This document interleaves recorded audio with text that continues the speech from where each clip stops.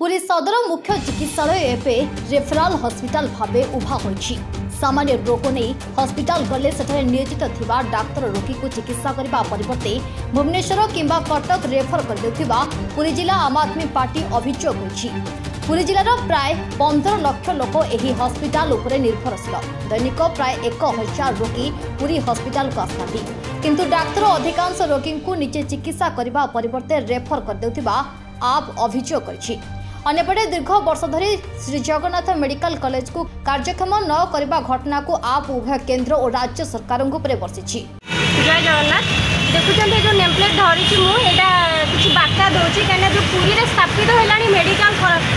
सेटा केते सेवा आरंभ हम आपण मैंने जवाब दिखाते से मंत्री हूँ कि विधायक कि सांसद कहीं आमर जो पुरी में बाण विस्फोरण एड बड़ घटला आज को वर्षे है कि बर्न यूनिट ना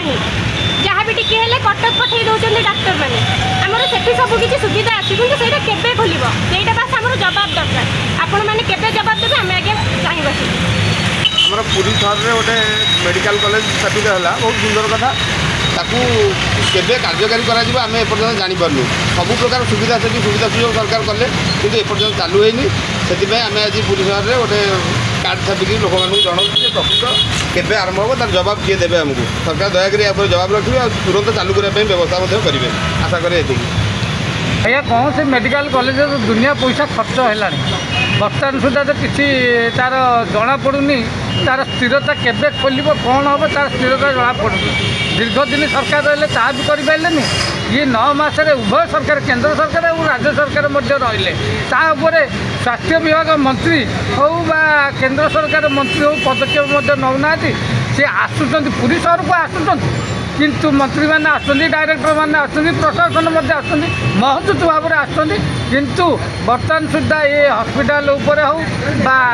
आमर मेडिकल कॉलेज उपर कौन पदक्षेप नौना मुझे अंके लिभाऊँ मुझे देखा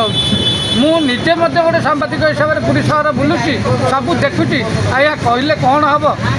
मिले सीना सरकार हम सरकार को अनुरोध कर शीघ्र यार समस्या समाधान करूँ। Bureau report UBC Odia.